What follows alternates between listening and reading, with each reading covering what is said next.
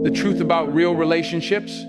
It's not about having the most handsome boyfriend or the most beautiful girlfriend. It's not about chasing perfection, because perfect people don't exist. And it's definitely not about finding someone rich, thinking money will make love easier, because money can't buy a genuine heart.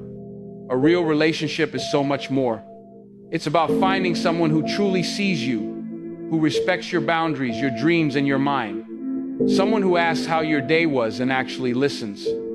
Someone who shows up on your hardest days, not just the easy ones.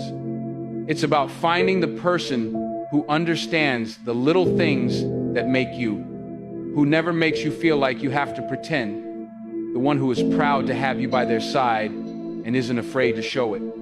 And most of all, it's about finding someone who loves you deeply, completely, and unconditionally, just the way you are.